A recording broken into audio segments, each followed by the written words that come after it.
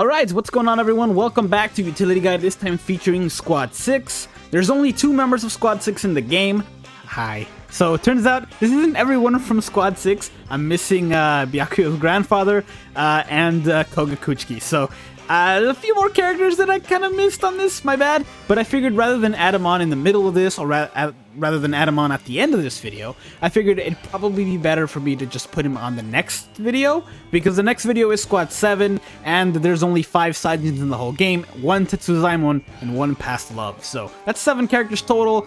That's not that many. I figured I'd go ahead and add them to the next video. So I apologize, I missed those characters. I will cover them in the next time. My bad. Carry on, Past Martin.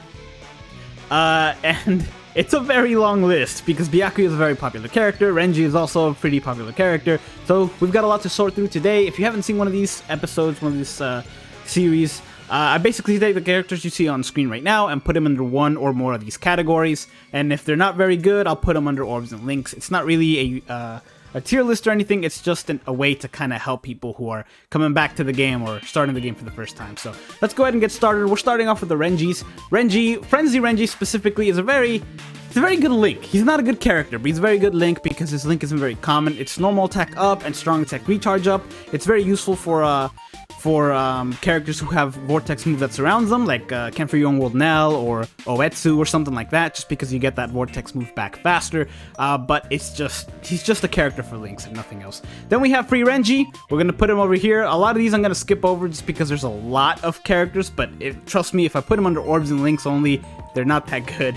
Same thing goes with the swimsuit version of Renji. Not great. Has frenzy but no range. The Academy version of Renji is also very not good. He's got, actually doesn't even have a great link, if I remember correctly. Now we got Fullbringer Renji, or I guess not Fullbringer, Lost Agent Renji. Lost Agent Renji is actually a decent character, I want to say. He's got a decent normal attack string, it does decent damage. But these days, he's not really, particularly good at much of anything. That said, he does have a really good link. It's a boosted normal attack damage link of 25%. And his secondary link is a damage reduction link. So he's a great PvP link. Okay for other stuff, but I wouldn't necessarily specifically put him anywhere else, so we're just gonna put him under orbs and links only. It's a shame because you can still use them for normal attacks, but there's a lot of better options. Then we have Tag Team Renji. I'm a big fan of this character. He's got 2 killers, Hollow and a Rancor, I believe. A boosted, not boosted link. He's got a charge move for strong attack 3 that does a lot of damage. It can inflict burn. It's not debilitating burn, but it's still really good. The character himself is really good against bosses, so I'm gonna go ahead and put him against there, just because he can burn them with his special and his strong attack 3, and he can deal a massive amount of damage with his charge move. I'm also going to put him under Guild Quest because he has those 2 killers. There are obviously better options for that, but just because you're able to use him in multiple areas, he's really good. Plus his strong attacks have really good range because of his Havoc. His charge move strong attack 3 is a full screen, and his strong attack 2 is got just really good range. So we're going to put him under there. Yeah, I think that's good for him. Then we have Manga Renji. Manga Renji also, I believe, has Havoc, has great range on his strong attacks. I'm gonna put him under Boss Killer just because of that charge move strong attack 3. I do also kind of want to put him under Guild Quest because he is somewhat decent. Unfortunately, his instant kill special, which is also really good against bosses, doesn't really affect the Guild Quest bosses. It is a shame. I'm just gonna leave him down here. You can still use him. Again, there are better options, but he is, he can put up a fight there for sure.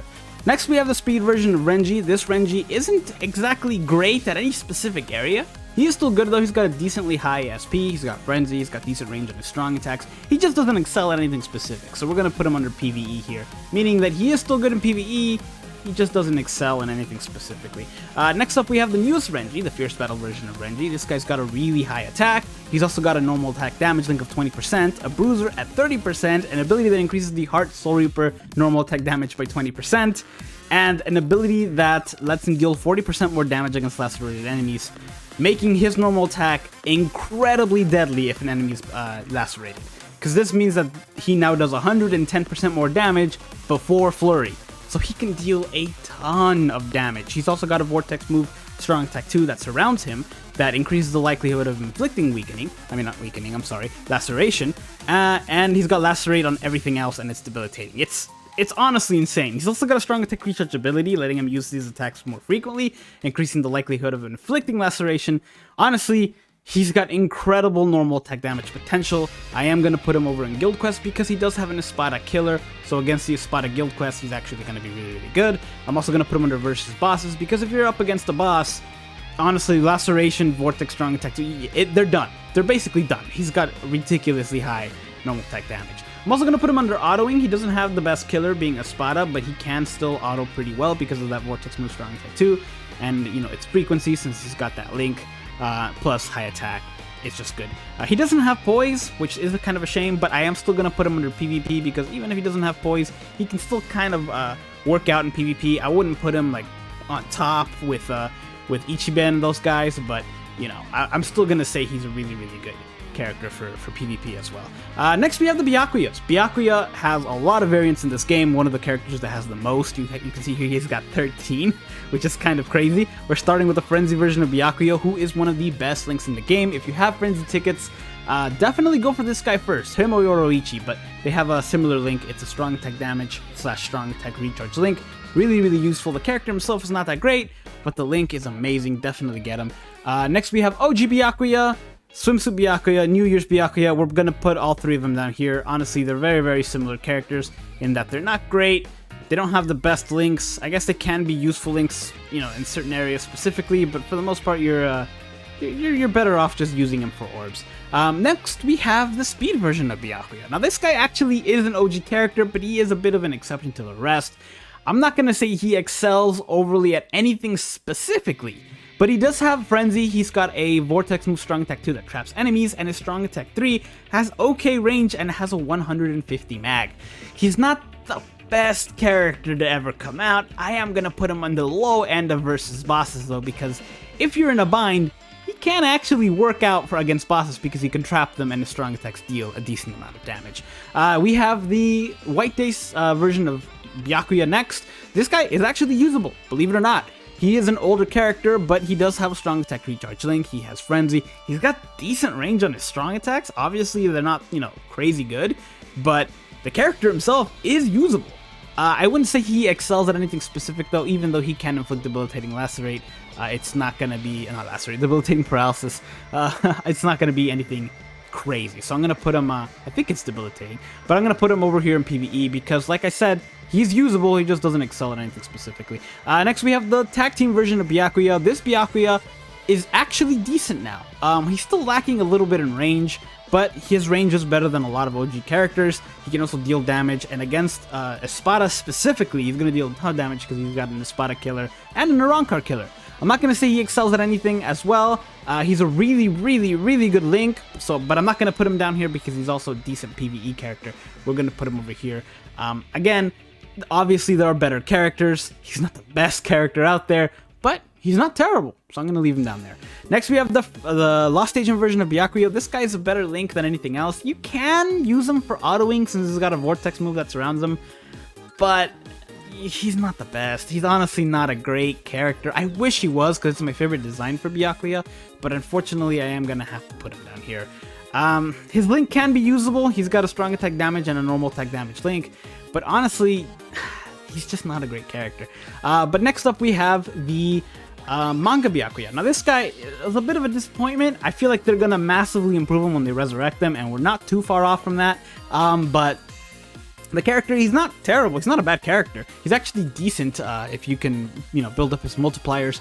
I'm going to put him under support and crowd control just because he does have that barrier move, strong attack too. And honestly, I'm also going to put him under versus bosses. You wouldn't think it, but you know, it might take you a little longer than some other characters, but his barrier moves make him a really good character against bosses. It's a 160 mag, so it actually deals a decent amount of damage close range. Plus, he can protect himself against bosses, and he has bombardment. So, you know, one of those bosses, if you're fighting 3, is gonna hurt. So we're gonna put him under versus bosses, but that's as far as I'm gonna take him because he doesn't really excel anywhere else. He can excel at autoing, but the problem is his normal attack doesn't pierce and doesn't do enough damage to really justify putting him under autoing. So that's about where I'm gonna leave him. Next is the Cacao Society version of Byakuya. I really, really like this character. He's got a really high SP, he's got Frenzy, he's got debilitating paralysis on everything, and his strong attack 2 has a 160 mag. So he's very if an enemy's paralyzed, that strong attack 2 is going to deal a massive amount of damage. That and the combination of, you know, just being able to paralyze in general makes him a really good character against bosses. So that's where I'm going to put him. He's just a really good PvE character overall, but he excels at taking out bosses. So that's where we're going to leave him. Next up, we have Young Byakuya, Kid Byakuya, whatever you want to call him. This character is actually pretty decent. He's got a high SP, he's got Frenzy, he's got Havoc, he's got a strong attack 2 that's a Vortex move, and it can inflict burn. So that, combined with the Frenzy, means that he's very likely to inflict burn. It doesn't last too long, but it's just enough to really trap a boss and get away from them. So he's actually pretty decent against bosses. I'm going to go ahead and put him down here for... There we go. But yeah, the character himself, like I said, he can also inflict lacerated on everything else. His special actually inflicts weakened defense, so not only is the enemy lacerated, but you deal more damage to them afterwards. So he's a good character against bosses. I wouldn't really say good against everything else. I kind of tempted to put him under crowd control, but honestly, his strong attack 2 doesn't last long enough to really justify putting him there. So that's good enough for Kid Byakuya. Next up, we have the two really just some of the best characters in the game. Spirit Society Byakuya, who is absolutely insanely fast, really high SP, Berserker at 20, Havoc, he's got a strong attack recharge link, freeze on everything, crazy range. Honestly, I'm gonna go ahead and put him under clear time just because he's definitely gonna go there. He's also really good against bosses because he freezes all the bosses. There we go. And honestly, I'm also going to put him under Guild Quest because of that ridiculous range on his strong attacks. Some of the best range out of any character for strong attacks. I'm also going to put him under Autoing because even though he is a strong attack recharge character and a high strong attack damage character, he can get the job done pretty quickly because his strong attacks have such good range. So that's where I'm going to put him. And finally, we have one of the best characters in the game, the 5th anniversary version of Byakuya. If you have him, you already know. This guy is just bonkers insane. Honestly, his strong attack 2 is on a whole other level. He's good in everything. There's nowhere here he doesn't fit except for maybe PvP. He's insanely fast because his strong attack 2 is basically just another character. He's really good against Guild Quest 2 killers, and his Vortex strong attack 2 just kind of traps everyone. Great against bosses, and once again I ran out of room, so I'm going to put him under here. Because again, you can trap them with a strong attack 2, plus he has bombardment, so he just kind of nukes everything. Great support character because of that strong attack 2, and the crowd control for that strong attack 2 is kind of insane. I'm not going to put him under PvE because that's kind of where I put characters who don't really fit anywhere else, but I'm not, are not really justified for putting him in orbs and links only. He is insanely good for autoing because that strong attack 2 makes it toward enemies can't really touch him. As for PvP, I haven't personally tried him. That's not true. I did try using him in PvP for a little bit when I first got him, just to see kind of how it fares. Most characters in PvP have poise, so that Vortex move strong attack 2 really isn't going to affect him much. If he gets the special, it is going to deal a lot of damage, but it's a very good chance he dies before that. So he's not really great in PvP, but everywhere else, this guy excels. He's one of the best characters in the game right now. If you have him, you have it made for this game. But there you have it. That's Squad 6. Honestly, it's only 2 characters, but there's so many of each character. Squad 7 is going to be a lot easier for me just because it's only a handful. But thank you guys for watching. I'm hoping you're enjoying this. If you do, hit like. Let me know you want to see this. Continue seeing this series because it does take me a little bit to set up since I have to cut everything out. But yeah, thank you for watching. Hope you guys have a great day. Take care.